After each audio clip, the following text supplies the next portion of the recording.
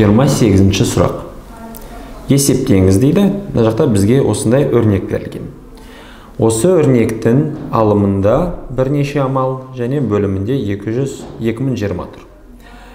Осы есепті рационал тәсілмен шығару үшін үлестірімділік заңын білу керек. Егер жақшаның алдында оған көбейтілетін сан тұрса, ал жақшаның ішінде бірнеше сан бір-біріне қосылса, немесе азайтылса, біз осы жақшаны аша аламыз. Қалай? Жақшаның алдындағы тұрған сан А мысалы, мысал келтіріп жатырмын. Жақшаның ішіндегі әрбір санға көбейтіледі. Сонда А-ны Б-ға көбейткенде А көбейту Б шығады.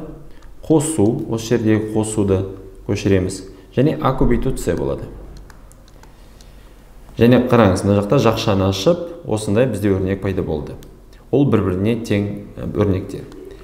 Бірақ, егер былай берілсе бізге, біз оны енді кері жолмен де жасай аламыз. Қараңыз, мына жақта А көбейту Б, қосу А көбейту С.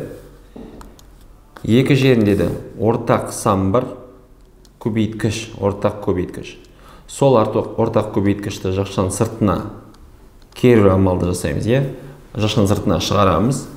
Және жақшаның ішінде енді қалады А шықты, ішінде қалады Б қосу С. Және мына жақта бастапқысы шықты бізде. А көбейту Б қосу С. Енді осы есепте қараңыз.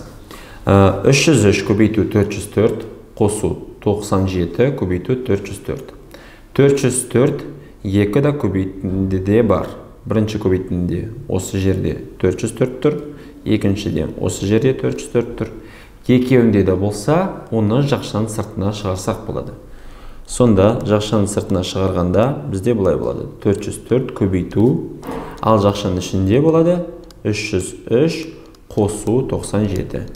Неге мына жақта қосу? Өйткені осы жерде қосу тұрды.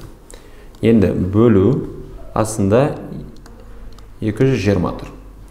Қараңыз, осы жерде 220 мен 404-ті енді қысартуға болады. 1, 5. Мына жақта 5 қалды, жақшаның ішінде қосқанда 400 шығады.